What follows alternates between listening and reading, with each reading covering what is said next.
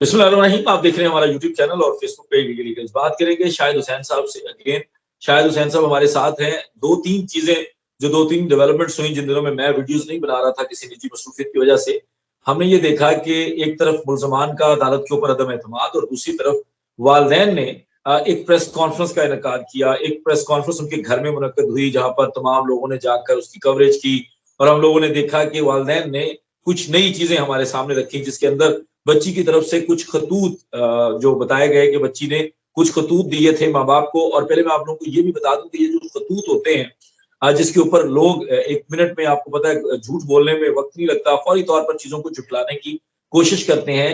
तो जो child protection centre जो इस वक्त बच्ची का कस्टोडियन है, वहां पर कुछ लेकर जाना और वहां से कुछ लेकर आना ये उनकी मर्जी के बगैर मुमकिन नहीं है। तो ये सारी चीजें बेसिकली रिकॉर्ड के अंदर हैं और ये कुछ भी ऐसा नहीं है कि चोरी छुपे हुआ है, बच्ची और माँ बाप की सिर्फ दरमियान में है।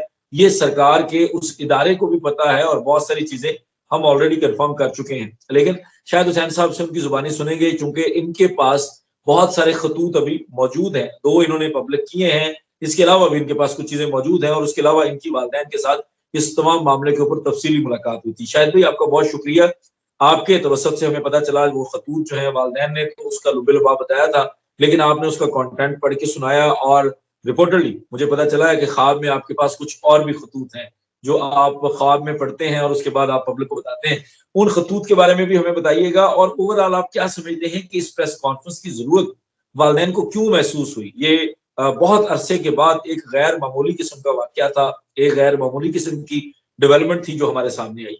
इस तमाम तफसील के बारे में बताइएगा।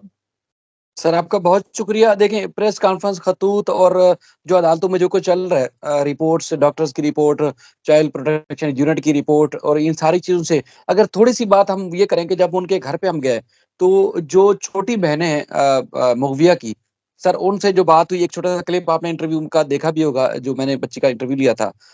उसके बाद इसको कुछ और भी ऐसी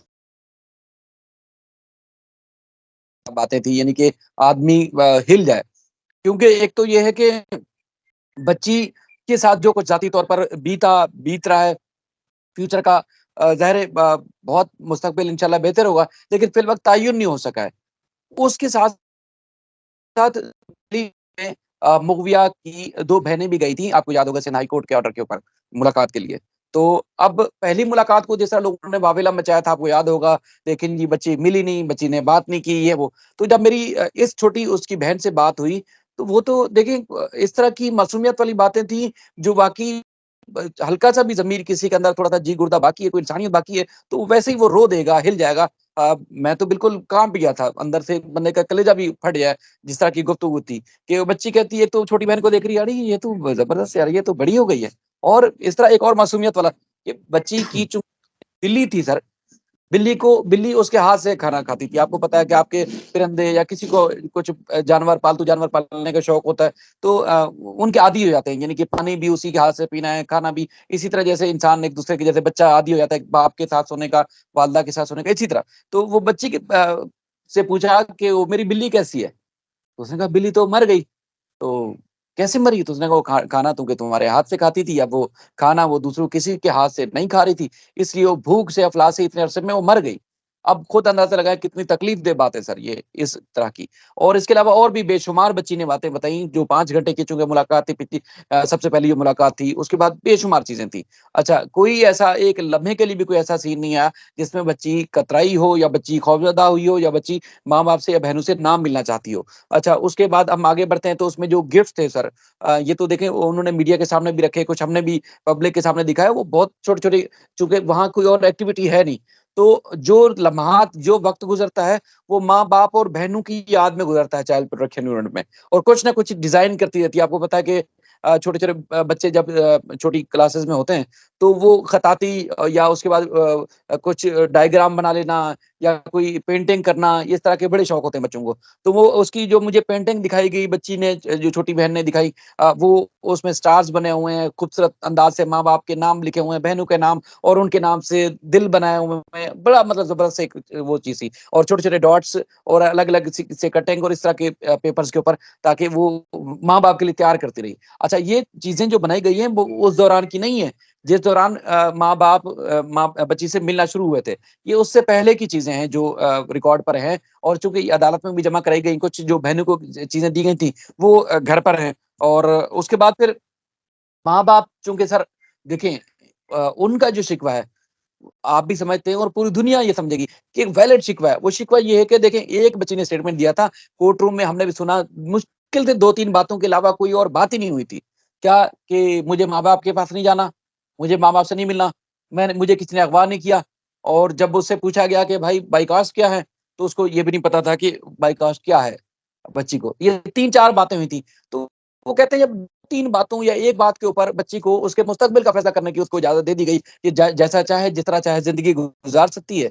तो फिर ये कैसे मुमकिन है कि इतने सारे एविडेंस, इतना सारा मवाद आने के बाद भी बच्ची को हमारे हवाले क्यों नहीं किया जा रहा? यानी कि डॉक्टर्स की रिपोर्ट देख लें, उसके बाद चाइल्ड प्रोटेक्शन यूनिट की देख लें, उसके बाद फिर जो माँ-बाप खुद जाके मिले हैं, खतूत को देख लें, हर वो चीज़ सामने आ चुकी है। उसके बाद आज आज भी अगर कोई रुकावट है तो क्या है कि जी मुल्ज़मान जो है वो प्रेशर डाल रहे हैं। मुल्ज़मान ने प्रेशर डाल के ज़मानत ली, मुल्ज़मान ने अदालत के ऊपर अदम एतमाद कर लिया, मुल्ज़मान ने ये कर लिया, मुल्ज़मान ने ये कर लिया। मामला ये है कि वो हर चीज़ तो क्लियर हो चुकी है, इसके अलावा अब क्या मुल्ज़मान की ही मर्ज़ी से बच्ची का के मुस्तकबिल का फैसला होगा? अच्छा, ये कस्टडी, चूँकि आपको खुद पता है कि जो रूल 19 के तहत ये कस्टडी लेने की सदा की गई है अदालत से, अब वो इजाज़त देता है रूल 19 कि अगर विक्टिम बच्ची होगी तो वो श्योरिटी के एवज़ माँ-बाप उसको ले जा सकेंगे, या वो सूटेबल मकाम जहाँ बच्ची रहना चाहती है, उसके बेहतर तरबियत का, बेहतर मुस्तकबिल जहाँ हो सकेगा, या उसको लगेगा किसी को कि हाँ, इसका यहाँ फ्यूचर बेहतर हो सकता है, तो वहाँ ये सारा मामला किया जा सकेगा। लेकिन आपके सामने की सूरत हाल क्या है? अच्छा सर, मैं चूँकि अब 2 खतूत, जैसे आपने भी फरमाया कि 2 खतूत सामने लाए हैं। यकीन माने खतूत और भी बहुत ज़्यादा है। सिर्फ़ ये माँ-बाप, बहनों की मोहब्बत और ये नहीं, इसके अलावा भी बेशुमार चीज़ें हैं जो इसके अंदर मौजूद हैं।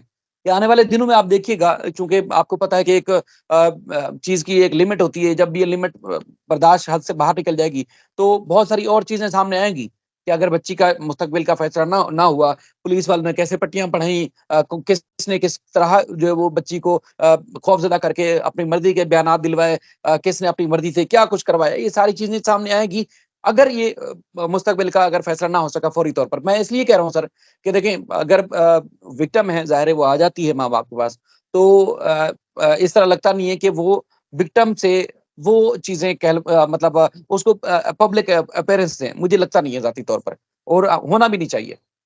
लेकिन अगर बच्ची के फ्यूचर का मसला हल नहीं होता, बच्ची वहाँ रहती है, या कुछ भी हो जाता है अदालत अदालत के फैसले के बाद, तो वो जो चीज़ें अब तक जो पब्लिक नहीं हुई, एनेक्सर्स भी हैं, रिकॉर्ड पर भी आ चुकी हैं, कुछ माँ-बाप के पास भी हैं, वुकला के पास भी हैं, तो वो फिर पब्लिक हो जाएँगी शायद। और भी चूँकि हमने भी अपने सोर्सेज़ से बहुत सारी चीज़ें हासिल की हैं, तो वो पब्लिक हो जाएगी। तो फिर अब हमारे इदारे, हमारे वो फैसला साज़ शख्सियात, वो फिर कहाँ खड़ी होंगी कि एक खानदान जो अपनी बच्ची के हसूल के लिए मुसलसल फाइट करता रहा, उसके बाद निकला क्या नतीजा कि हर चीज़ क्लियर होने के बावजूद बच्ची उनके हवाले नहीं की गई।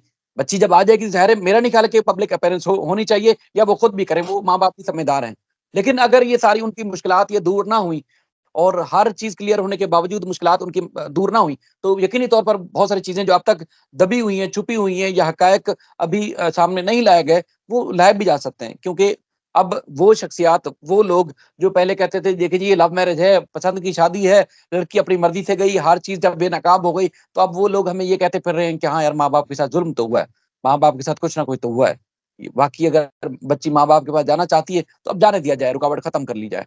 तो कहने का मकसद ये है कि अगर लोगों का माइंड तब्दील हुआ है, तो फिर जो फैसला साहब को होते हैं, उनको भी ये सोचना पड़ेगा कि हाँ, वाक़ई ही बच्ची अगर माँ-बाप के पास जाना चाहती है, वो सेफ और सिक्योर होगी, तो माँ-बाप के हवाले कर दी जानी चाहिए। बिल्कुल। अच्छा शायद भाई जी, ये जो आने वाले दिनों में जिन खतूत का आप ज़िक्र कर रहे हैं, इसमें वो जो वालिदैन ने एक दफ़ा क्लेम भी किया था कि बच्ची ने बहुत सारे इंकशाफ़ात किए हैं, तो क्या अगर ये मामला नहीं इस तरह से आसानी से आगे हल होगा, तो क्या आने वाले दिनों में हम ये भी चीज़ें देख रहे हैं कि कुछ इस तरह के इंकशाफ़ात उन खतूत के ज़रिए या इसके अलावा जो बच्ची ने रिवील की हैं चीज़ें, वो सामने आने जा रही हैं? सर बहुत कुछ होगा, बच्ची, मैंने आपको बताया ना कि वो पल-पल उसका जो गुज़रता है, वो अब उसकी जो जिस तरह की मेमोरी है वो लिखती रहती है, वो उसकी जो भी चीजें उसके साथ हुई हैं वो नोट करती रहती है। और ये जो खतूत जो माँ बाप के हवाले भी किए गए थे, तो वहां के अमले की मौजूदगी में हवाले किए गए थे। ऐसा नहीं कि बच्ची ने उठा के चीज दे दी हो और उसके बाद माँ बाप खामोश से उठा के ले गए हो। वो सारे आपको पता है कि वो कानूनी जो पेचीदगियां हैं या कानूनी जो रुकावटें हैं या जो भी हडल्स होते हैं, उनको अच्छे तरीके से वो हैंडल करते हैं मेहदी काज़मी साहब।